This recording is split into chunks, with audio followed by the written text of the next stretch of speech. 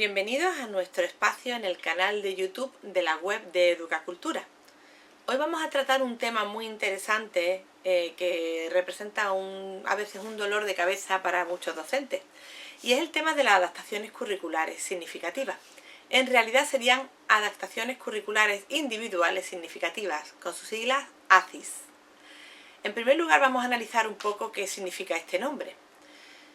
Primero, es una adaptación curricular, es decir, una adaptación del currículum, del programa, de lo que nosotros vamos a enseñar a todos los alumnos, y lo vamos a adaptar a esos alumnos con necesidades educativas especiales.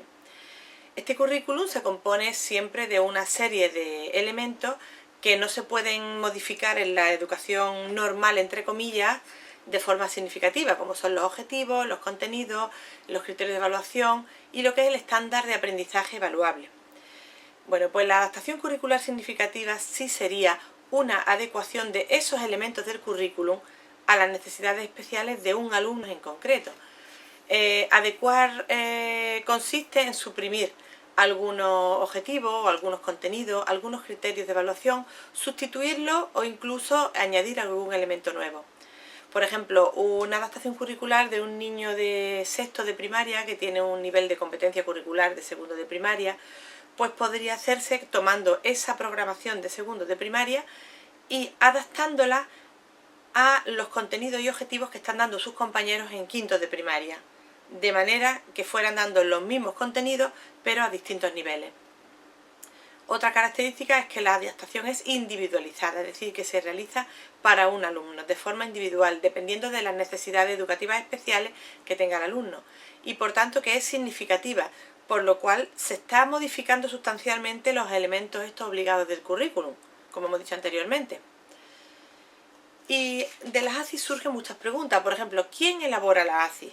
Bueno, pues la ACIS será elaborada por el profesorado que atiende al alumno, es decir, el tutor, el profesor de área, el profesor de PT, que será quien coordine esta ACIS, y la asesoría siempre y el visto bueno del departamento de orientación de cada centro. Los alumnos que reciben esta adaptación curricular significativa suelen ser alumnos con necesidades educativas especiales. Para tener una adaptación curricular significativa, estos alumnos tienen que tener un dictamen de escolarización donde se establece qué necesidad educativa especial tiene y además las características que debe tener esta ACIS, en qué asignatura se le va a hacer, en qué aspectos. El alumno podrá tener adaptación curricular significativa pues solamente en las áreas instrumentales, como son lengua, matemática o inglés, que es lo más común, o tenerla en todas las áreas, dependiendo del grado de dificultad que tenga el alumno. Antes de la reforma de la LOMCE, las ACIS se realizaban para un ciclo completo. Ya después de la aplicación de la LOMCE, las adaptaciones curriculares se realizarán por niveles, es decir, en cada curso escolar. La evaluación de los alumnos con adaptación curricular significativa dependerá de la comunidad autónoma en la que resida, pero normalmente se realizará en base a la propuesta curricular que se haya hecho en esta adaptación. Será responsabilidad del profesor de cada área, siempre asesorado por el profesor de pedagogía terapéutica, y siempre será el tutor el responsable último del alumno. Respecto a la titulación de estos alumnos, solamente podrán obtener el título de secundaria si han logrado los objetivos generales de la etapa de secundaria. Vamos a ver los tipos de adaptaciones curriculares significativas que podemos realizar atendiendo a los distintos elementos del currículum. En primer lugar, atendiendo a los objetivos, se puede o priorizar unos frente a otros o secuenciarlos, cambiar el orden previsto inicialmente. Los contenidos se pueden priorizar áreas, bloques o tipos de contenido, se puede modificar la secuencia o el orden de los contenidos o incluso se pueden eliminar contenidos secundarios. En el tema de metodología y organización didáctica, pues podemos modificar los agrupamientos previstos, que sean flexibles, que se puedan desdoblar, que se trabaje por parejas, por pequeños grupos. La organización espacial y temporal de la programación también podemos modificarla, los procedimientos didácticos ordinarios y la abstracción o la complejidad de las actividades. También se pueden introducir actividades alternativas, alternativas complementarias, materiales nuevos, materiales adaptados en caso necesario. En la evaluación se puede modificar las técnicas, los instrumentos de evaluación o adaptarlos al alumno. Y en los tiempos se puede modificar la temporalización prevista para un determinado aprendizaje.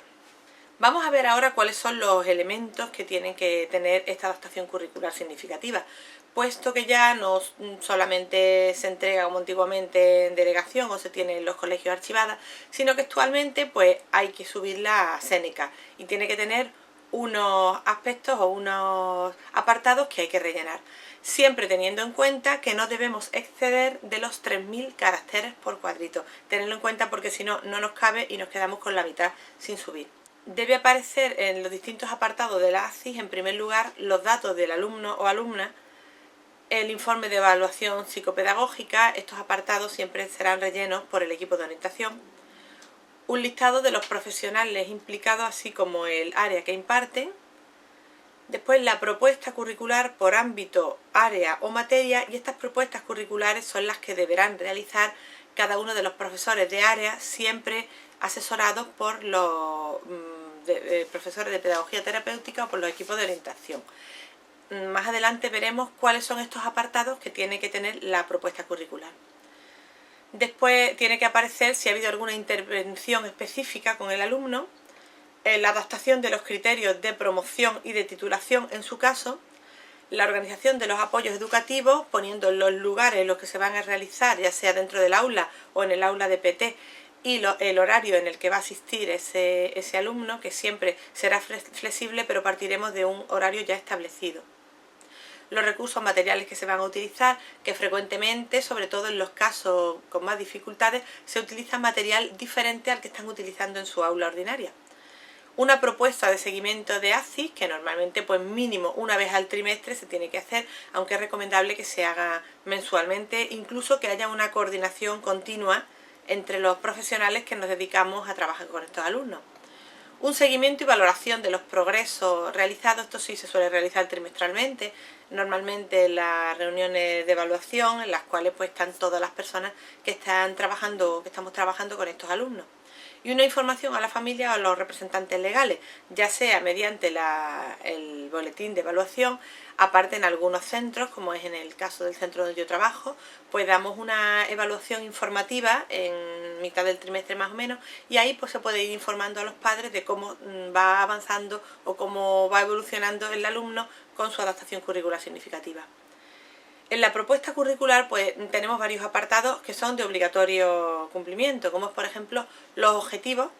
Recordad que estos son los que tienen que rellenar cada profesor y no podrán superar de los 3000 caracteres en cada uno de los recuadros, en cada uno de los apartados. En primer lugar hemos dicho los objetivos, los contenidos, la metodología, las actividades para realizar.